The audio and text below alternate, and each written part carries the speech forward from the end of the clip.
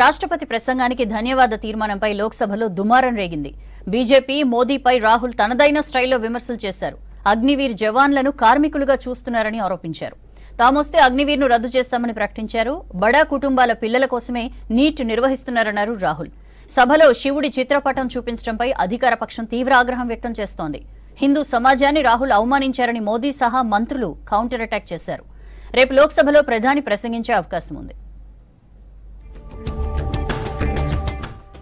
రాష్ట్రపతి ప్రసంగానికి ధన్యవాద తీర్మానంపై లోక్సభలో రాహుల్, బీజేపీ సభ్యుల మధ్య మాటల యుద్ధం కొనసాగింది.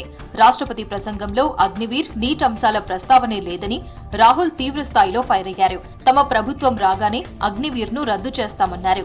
సైనిక దళాలు, దేశభక్తికి అగ్నివీర్ వ్యతిరేకంగా ఉందన్నారు రాహుల్. అగ్నివీర్ షహీద్ హుआ, लैंड माइन ब्लास्ट में शहीद हुआ। मैं उसे शहीद कह रहा हूं, मगर हिंदुस्तान की सरकार उसे शहीद नहीं कहती है। ये कैसे देशभक्त है? वो अग्निवीरों को मालूम है उनके कहने से या मेरे कहने से कोई फर्क नहीं पड़ता, सच्चाई तो उनको मालूम है। सिंपल सी बात है, हमारी सरकार आई कि अग्निवीर को हटा दें। నీట్ను రద్దు చేయాలని డిమాండ్ చేశారు రాహుల్ గాంధీ. దేశంలో పరీక్షలన్నీ కమర్షియల్ చేశారన్నారు. పేదలకు నీట్ పరీక్షతో లాభం లేదన్న రాహుల్, బడా కుటుంబాల కోసమే నీట్ తీసుకొచ్చారన్నారు. లక్షలాది మంది విద్యార్థుల నమ్మకాన్ని ప్రభుత్వం కోల్పోయిందని చెప్పారు. प्रोफेशनल एग्जाम्स को आपने कमर्शियल एग्जाम्स में बदल दिया है। एक स्टूडेंट टॉपर हो सकता है, मगर अगर उसके पास पैसा नहीं है मेडिकल कॉलेज में नहीं जा सकता। सिंपल सी बात है।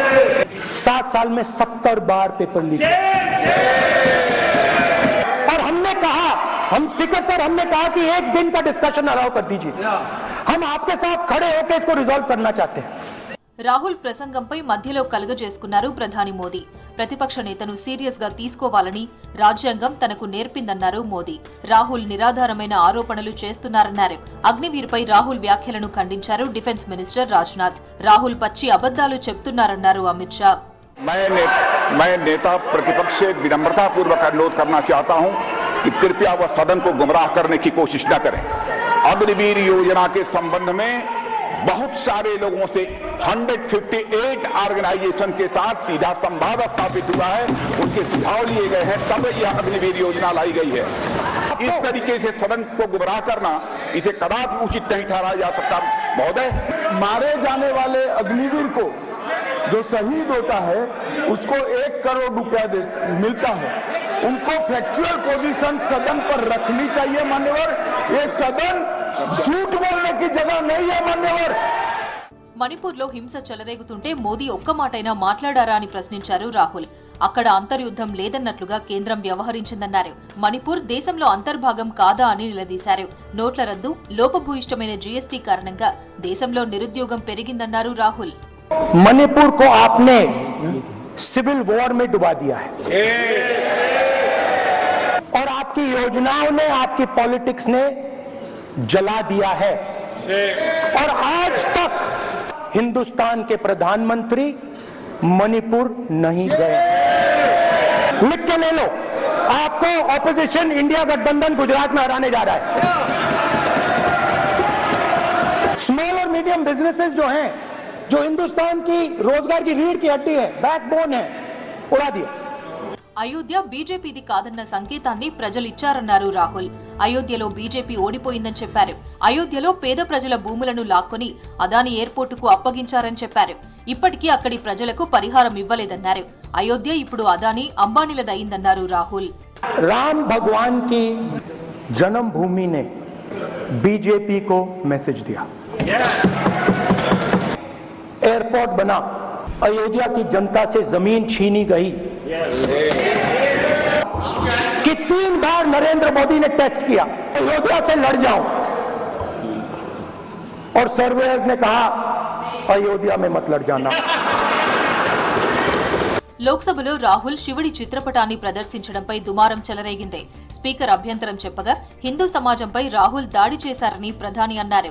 హిందువులంతా హింసాత్మకంగా ఉంటారన్న రాహుల్ వ్యాఖ్యలు సరికాదన్నారు అమిత్ షా. రాహుల్ క్షమాపణలు చెప్పాలని డిమాండ్ చేశారు. सर शिव जी की फोटो मना है सर? एक मिनट सर मना है तो नो एक मिनट प्लीज। आपने सवाल उठाया, आपके माननीय सदस्यगण 353 का नियम बता रहे थे, 352 का नियम बताया। No no no no no, please please please.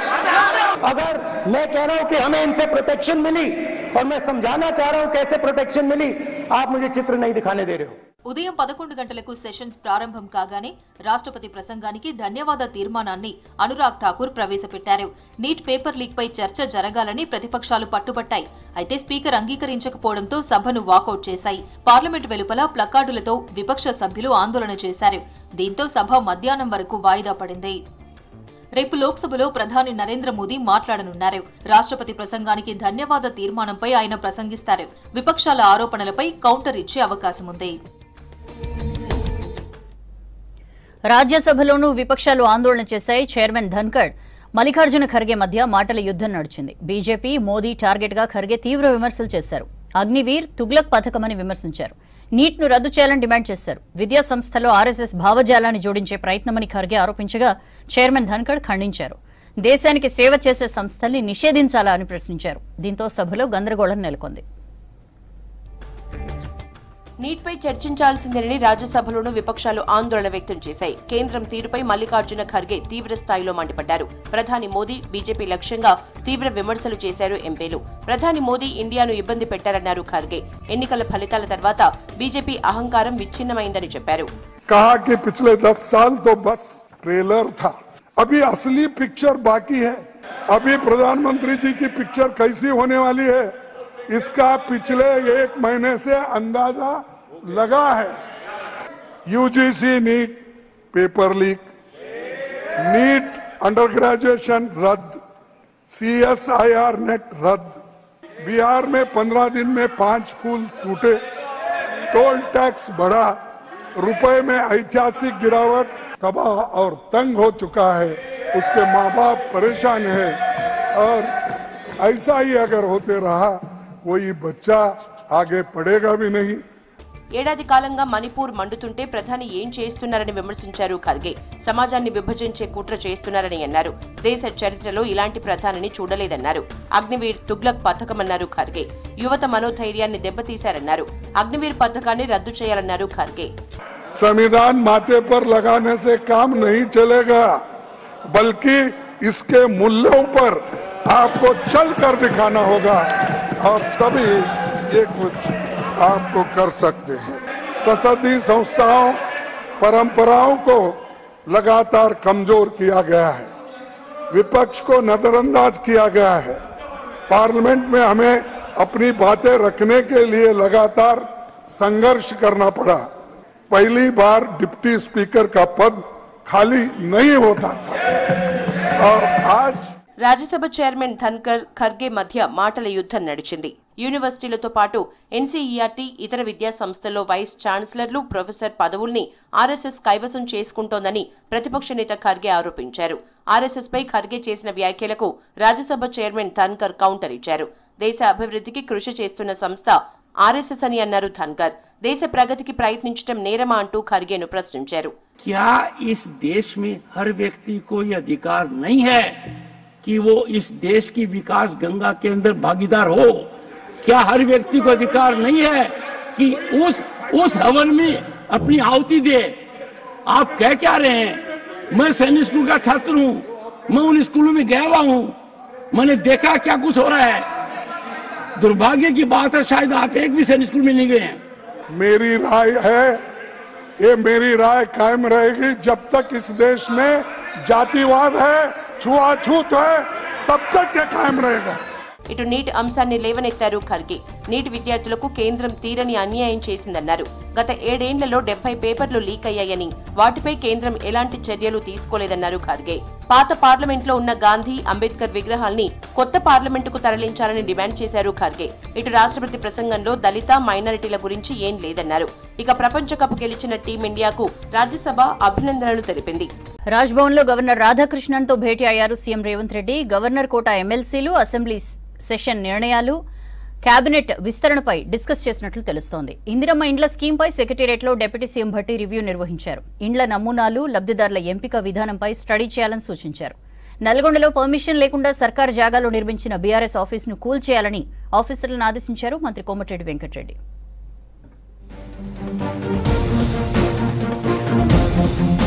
రాజ్భవన్లో governor రాధాకృష్ణన్తో ముఖ్యమంత్రి రేవంత్ రెడ్డి భేటీ అయ్యారు. 2 గంటల పాటు ఇద్దరి మధ్య చర్చలు జరిగాయి. గవర్నర్ కోట ఎమ్మెల్సీ అసెంబ్లీ సమావేశాల్లో తీసుకోబోయే నిర్ణయాలు, కేబినెట్ విస్తరణ, విభజన అంశాలపై చర్చించారు. ప్రభుత్వం తీసుకునే నిర్ణయాలకు సహకరించాలని గవర్నర్ను కోరారు రేవంత్ రెడ్డి. ఇటు పెండింగ్ బిల్లులు, వైస్ ఛాన్సలర్ల నియామకంపై చర్చించారు. ఈ సమావేశంలో సీఎంతో పాటు ప్రభుత్వ సలహాదారు వేం నరేందర్ రెడ్డి ఉన్నారు. ఇటు ఉమ్మడి ఆస్తులన్నీ స్వాధీనం చేయాలని తెలంగాణ ప్రభుత్వం కోరినట్లు తెలుస్తోంది. దీనిపై కూడా ఇద్దరి మధ్య చర్చలు జరిగినట్లు సమాచారం. ఇందిరమ్మ ఇండ్ల పథకం అమలుకు ఇతర రాష్ట్రాల్లో అధ్యయనం చేసి త్వరగా ప్రభుత్వానికి నివేదిక ఇవ్వాలని అధికారులను ఆదేశించారు డిప్యూటీ సీఎం భట్టి విక్రమార్క. ఇందిరమ్మ ఇండ్ల పథకం బడ్జెట్ ప్రతిపాదనలపై సమీక్ష నిర్వహించారు డిప్యూటీ సీఎం భట్టి, మంత్రి పొంగులేటి. ఇళ్ల నమూనాలు, లబ్ధిదారుల ఎంపిక విధానంపై స్టడీ చేయాలని సూచించారు. హైదరాబాద్లో రింగ్ రోడ్ల చుట్టూ ఇండ్ల నిర్మాణంపై దృష్టి సారించాలన్నారు. త్వరగా భూసేకరణ పూర్తి చేయాలన్నారు. 5 ఏళ్లలో 2.50 లక్షల ఇళ్లు నిర్మించాలని లక్ష్యంగా పెట్టుకున్నామన్నారు మంత్రి పొంగులేటి. మొదటి దశలో నియోజకవర్గానికి 3,500 ఇళ్లు నిర్మించేందుకు నిధులు కేటాయించాలని డిప్యూటీ సీఎం భట్టిని కోరారు మంత్రి. ఎలాంటి పర్మిషన్ లేకుండా ప్రభుత్వ స్థలంలో నిర్మించిన బీఆర్ఎస్ ఆఫీసును కూల్చివేయాలని అధికారుల్ని ఆదేశించారు మంత్రి కోమటిరెడ్డి వెంకటరెడ్డి. పేదలు ఇండ్లు కట్టుకుంటే అధికారులు ఊరుకోరని, బీఆర్ఎస్ ఆఫీసు విషయంలో ఎందుకు తాత్సారం చేస్తున్నారని ప్రశ్నించారు. 2 కోట్ల విలువ చేసే స్థలాన్ని కబ్జా చేసి ఆఫీస్ నిర్మించారని చెప్పారు. నల్గొండ డీసీసీబీ చైర్మన్ కుంభం శ్రీనివాస్ రెడ్డి ప్రమాణ స్వీకారంలో మంత్రి పాల్గొన్నారు. అక్కడ గవర్నమెంట్ హాస్పిటల్లో 100 కోట్ల ప్రభుత్వ భూమిలో పార్టీ ఆఫీసు మున్సిపల్ పర్మిషన్ లేకుండా కట్టించుకుంటే అసలు రూల్స్ ప్రకారం మా మున్సిపల్ కమిషనర్ గారు ఎప్పుడో కూలగొట్టాలి. నేను చెప్తే ఆయన కూలగొడుతున్నాయి. ఆఫీస్ పర్మిషన్ ఉన్నదా? అదే పేదోడు ఇల్లు కట్టుకుంటే పర్మిషన్ లేకుండా కూలగొడుతా ఉంచుతావా? మరి ఇదెందుకు కూలగొడతలేవు? ఇమీడియట్ యాక్షన్ తీసుకోండి కలెక్టర్ గారు. As per rules we have to go. Komaram Bheem Asifabad జిల్లా ఆసిఫాబాద్ నియోజకవర్గంలో పర్యటించారు మంత్రి సీతక్క. రెబ్బెన మండలం నవేగాంలో బస్తీ దవాఖానా, కస్తూర్బా గాంధీ పాఠశాల భవనాలను ప్రారంభించారు. తర్వాత ఆసిఫాబాద్ జిల్లా కేంద్రంలోని గోడవెల్లి మహాత్మా జ్యోతిబాపులే స్కూల్, డైట్ కాలేజ్లను లాంచ్ చేశారు. ప్రస్తుత విద్యా సంవత్సరంలో డైట్ కళాశాలలో చేరే విద్యార్థులకు ఎలాంటి ఇబ్బందులు లేకుండా చర్యలు తీసుకుంటామన్నారు మంత్రి సీతక్క. దాదాపుగా 4 చోట్ల హెల్త్ సెంటర్స్, అదే విధంగా కస్తూరిబా జూనియర్ కాలేజీని ప్రారంభించడం జరిగింది. ఇక్కడ ఆసిఫాబాద్ కేంద్రంగా మనకు సొంత భవనాలు లేకపోవడంతో చాలా వరకు అద్దె భవనాలలో క్లాసెస్ కానీ, కాలేజీలు కానీ, స్కూల్స్ కానీ నడుస్తున్నాయి. మంచి మనసున్నటువంటి వ్యక్తి ముందుకొచ్చి ఈ జ్యోతిబా స్కూలుకు అనుగుణంగా అంటే ఎట్లాంటి అవసరాలు ఉంటాయో ఆ రకమైనటువంటి స్ట్రక్చర్ తీసుకొని దాన్ని ఈరోజు మనకు కట్టి అద్దెకు ఇవ్వడం జరిగింది. వారం 10 రోజుల్లో గాంధీ, ఉస్మానియా, కాకతీయ మెడికల్ కాలేజీల హాస్టల్స్ భవనాలకు శంకుస్థాపన చేస్తామన్నారు మంత్రి దామోదర రాజనరసింహ. త్వరలోనే పనులకు సంబంధించిన టెండర్లను పిలుస్తామన్నారు. రాష్ట్రంలో కొత్తగా 435 డాక్టర్ పోస్టులు భర్తీ చేస్తామని చెప్పారు. హైదరాబాద్ బంజారాహిల్స్ లోని మినిస్టర్స్ క్వార్టర్స్ లో డాక్టర్స్ తో కలిసి ఇంటర్నేషనల్ డాక్టర్స్ డే సెలబ్రేషన్ లో మంత్రి పాల్గొన్నారు. మీ డిఎంఈకు సుమారు 406 కోట్ల రూపాయలు 1 ఇయర్ బీఆర్ఓని రిలీజ్ చేసింది. త్వరలోనే మీ అందరి సహకారంతో త్వరలోనే మనము ఒక వారం 10 రోజుల లోపల ఉస్మానియా, గాంధీ, కాకతీయాలకు మనం శంకుస్థాపన చేసుకున్నాం. With in span of 6 months we have come out with a notification for recruitment of 435 civil surgeons. ఆ శాఖ సెక్రటరీ హరిచందన్ ఆదేశించారు మంత్రి కోమటిరెడ్డి వెంకటరెడ్డి. వారంలో ఆడిట్ పూర్తి చేసి ప్రభుత్వానికి నివేదిక ఇవ్వాలని సూచించారు. ఈ నెల 6న నీట్ కౌన్సిలింగ్ కు వ్యతిరేకంగా రాష్ట్ర వ్యాప్తంగా బంద్కు పిలుపునిస్తామన్నారు కాంగ్రెస్ నేతలు. నీట్ పరీక్ష లీకేజ్ పై కేంద్రం తీరు కరెక్ట్ కాదన్నారు. అటు నీట్ పై చర్చ జరపాలని పార్లమెంట్ ముందు ఆందోళన చేశారు రాష్ట్ర ఎంపీలు. కేంద్రం తీరుకు నిరసనగా ప్లకార్డులు ప్రదర్శించారు. విద్యుత్ కొనుగోళ్ల అంశంపై కమిషన్ వేస్తే కేసీఆర్ కు భయం ఎందుకని ప్రశ్నించారు. తప్పు చేశారు కాబట్టే కేసీఆర్ భయపడుతున్నారన్నారు హస్తం నేతలు.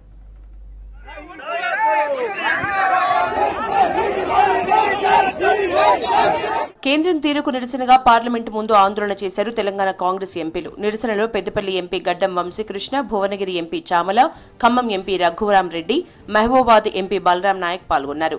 విపక్షాల గొంతు నొక్కేందుకు దర్యాప్తు సంస్థల్ని కేంద్రం వాడుకుంటోందని మండిపడ్డారు ఎంపీలు. ప్లకార్డులతో నిరసన వ్యక్తం చేశారు.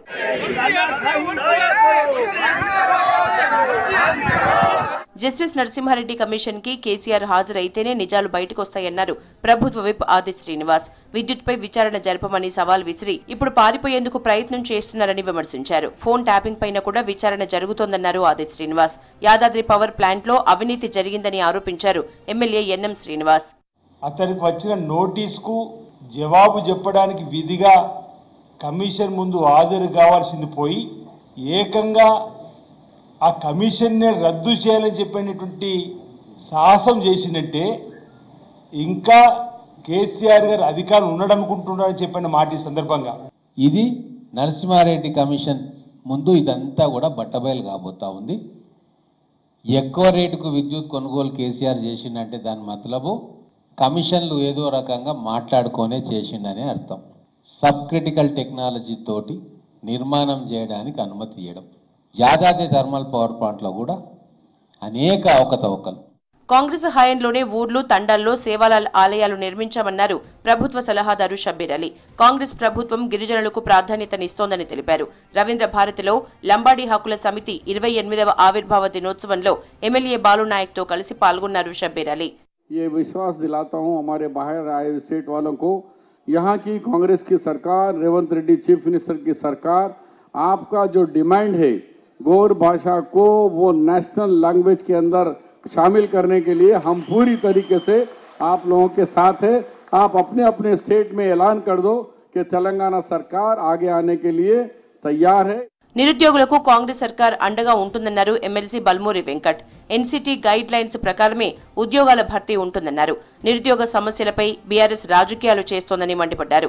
నిరుద్యోగుల సమస్యలపై సీఎం రేవంత్ నిర్ణయం తీసుకుంటారన్నారు బల్మూరి. అండ్ 100% చెప్పిన విధంగా జాబ్ క్యాలెండర్ ని కూడా అతి త్వరలో యూపీఎస్సీ తరహాలో దాని ఏదైతే టీజీపీఎస్సీ అన్ని రిక్రూట్మెంట్ బోర్డ్స్ తోటి మాట్లాడి ఏదైతే సంబంధించి జాబ్ క్యాలెండర్ ని కూడా ప్రకటించే దిశగా ప్రభుత్వం అడుగులు వేస్తుంది. తప్పనిసరిగా ప్రతి సమస్యను కూడా ప్రభుత్వం పరిష్కరిస్తుంది. నీట్ కౌన్సిలింగ్ కు వ్యతిరేకంగా 6న రాష్ట్ర వ్యాప్తంగా బంద్కు పిలుపునిస్తామన్నారు ఎమ్మెల్సీ బల్మూరి వెంకట్. రాజ్భవన్ ముట్టడికి బయలుదేరిన విద్యార్థి యువజన సంఘాల నేతల్ని అదుపులోకి తీసుకున్నారు పోలీసులు. ఆందోళనకారుల్ని గోషామహల్ పోలీస్ గ్రౌండ్ కి తరలించారు. నీట్ పరీక్షలో అవకతవకలు జరిగాయని రుజువైన ఎన్టీఏ పరీక్షలు రద్దు చేయకుండా కేంద్ర ప్రభుత్వం మౌనంగా ఉందన్నారు బల్మూరి.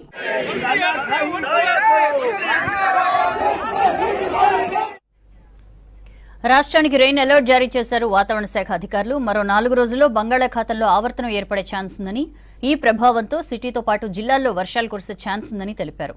తేలికపాటి నుంచి మోస్తరు వర్షాలు కురిసే అవకాశం ఉందని అంచనా వేశారు.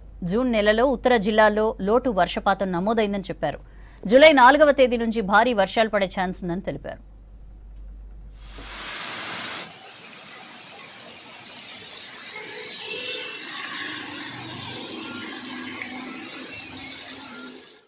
రాష్ట్రానికి హెవీ రెయిన్ అలర్ట్ ప్రకటించింది వాతావరణ శాఖ. జూలై 4 నుంచి రాష్ట్రంలో భారీ వర్షాలు కురిసే ఛాన్స్ ఉందని తెలిపింది ఐఎండీ. మరో 4 రోజుల్లో బంగాళాఖాతంలో ఉపరితల ఆవర్తనం ఏర్పడే అవకాశం ఉందని చెప్పారు అధికారులు. ఈ ప్రభావంతో రాగల 3 రోజులు సిటీతో పాటు జిల్లాలో వర్షాలు కురిసే ఛాన్స్ ఉందన్నారు. ప్రస్తుతం పశ్చిమ నైరుతి దిశల నుంచి కింది స్థాయి గాలులు వీస్తున్నట్టు చెప్పారు అధికారులు. ప్రస్తుతం చూసుకున్నట్లయితే ఉపరితల ఆవర్తనం పూర్తిగా బలహీనపడడం వల్ల గత 2 రోజులు చూసుకున్నట్లయితే రాష్ట్రం మొత్తం మీదుగా మోస్తరు వర్షాలు, అలాగే హైదరాబాద్ పరిసర ప్రాంతాల్లో కూడా ఒక మోస్తరు వర్షాలు కురవడం అయితే జరిగింది. అయితే దీని పూర్తిగా బలహీనపడడం వల్ల దీని ప్రభావం పూర్తిగా తగ్గి వచ్చే 3 రోజులు చూసుకున్నట్లయితే రాష్ట్రంలోని ఒక మోస్తరు వర్షపాతం అనేది అక్కడక్కడ కురిసే అవకాశం అయితే కనిపిస్తుంది. రాష్ట్రం మొత్తం మీద కొన్ని చోట్ల మనకి కొన్ని జల్లులు కూడా కురిసే అవకాశం అయితే ఉంది. ఈ 3 రోజులు కూడా అక్కడక్కడ మాత్రమే కురిసే అవకాశం అయితే కనిపిస్తుంది. జూన్లో సాధారణం కంటే తక్కువ వర్షాలు కురవడంతో ఉత్తర జిల్లాలో లోటు వర్షపాతం నమోదైందన్నారు వాతావరణ శాఖ అధికారులు. నైరుతి రుతుపవనాలు రాష్ట్రంలోకి త్వరగా వచ్చినప్పటికీ జూన్లో ఆశించినంత వర్షాలు కురవలేదన్నారు. కేవలం దక్షిణ జిల్లాలో అధిక వర్షాలు కురిశాయన్నారు. జూలై నెలలో భారీ వర్షాలతో అధిక వర్షపాతం నమోదయ్యే అవకాశం ఉందని తెలిపారు. ప్రస్తుతం సిటీతో పాటు జిల్లాలో 32 డిగ్రీల గరిష్ట ఉష్ణోగ్రతలు, 24 డిగ్రీల కనిష్ట ఉష్ణోగ్రతలు నమోదవుతున్నట్టు చెప్పారు. అనుకున్న దానికంటే ముందుగా రావడం వల్ల కొద్దిగా దక్షిణ తెలంగాణ జిల్లాల్లోని సాధారణం కంటే అధికంగా నమోదవడం అయితే జరిగింది. కొద్దిగా మనకి దాదాపుగా మనకి 3వ తారీఖు నుంచి 11వ తారీఖు వరకు కూడా మనకి పూర్తిగా విస్తరించడానికి సమయం తీసుకున్నప్పటికీ ఉత్తర తెలంగాణ జిల్లాల్లో అక్కడక్కడ కొద్దిగా లోటు ఉండడం అయితే జరిగింది. అయితే నెలాఖరులోని పూర్తిగా లోటు అనేది చాలా వరకు తగ్గిందని చెప్పొచ్చు. రాష్ట్రం మొత్తం మీదుగా జూన్ నెలాఖరు వర్షపాతం చూసుకున్నట్లయితే దాదాపుగా 20% ఉన్నది. నాగర్ కర్నూలు జిల్లా వనపట్లలో నిన్న కురిసిన భారీ వర్షం తీవ్ర విషాదాన్ని మిగిల్చింది. వర్షానికి తడిసిన మట్టి మిద్దె కూలి ఒక కుటుంబానికి చెందిన 4 మృతి చెందారు. మరొకరికి తీవ్ర గాయాలయ్యాయి. మృతుల్లో తల్లితో పాటు 6 ఏళ్లలోపు 3 పిల్లలున్నారు. తండ్రి భాస్కర్ తీవ్రంగా గాయపడడంతో హాస్పిటల్కు తరలించారు. భద్రాద్రి కొత్తగూడెం జిల్లా ములకలపల్లి మండలం పాములేరు వాగులోకి భారీగా వరద నీరు చేరింది. 4 రోజులుగా కురుస్తున్న వర్షానికి చుట్టుపక్కల గ్రామాల్లోని చెరువులు నిండిపోయాయి. దీంతో పాములేరు వాగులోకి వరద నీరు భారీగా చేరింది. డైవర్షన్ రోడ్డు వరద నీటితో కొట్టుకుపోవడంతో సుమారు 20 గ్రామాలకు రాకపోకలు నిలిచిపోయాయి. జూలై నెలలో అధిక వర్షాలు కురిసే ఛాన్స్ ఉందన్న వాతావరణ శాఖ అలర్ట్తో ఖరీఫ్ సాగుకు అన్ని సిద్ధం చేసుకుంటున్నారు పత్తి రైతులు. లోటు వర్షపాతం కారణంగా గత నెలలో వేసిన పత్తి విత్తనాలు మొలకెత్తకపోవడంతో ఈ నెలలో మరోసారి విత్తనాలు వేస్తున్నారు. ఉత్తర భారతదేశాన్ని వర్షాలు వణికిస్తున్నాయి. ఎడతెరిపి లేని వర్షాలతో ఢిల్లీ తీవ్ర ఇబ్బంది పడుతోంది. 7 రాష్ట్రాలకు వాతావరణ శాఖ రెడ్ అలర్ట్ జారీ చేయగా మరో 5 రాష్ట్రాలకు ఆరెంజ్ అలర్ట్ జారీ చేసింది. గుజరాత్, అసోం, యూపీ రాష్ట్రాల్లో భారీ వర్షాలు కురుస్తున్నాయి. వేల ఎకరాల్లో పంట నీట మునిగింది. మరో 3 రోజులు అప్రమత్తంగా ఉండాలని వాతావరణ శాఖ ప్రకటించింది.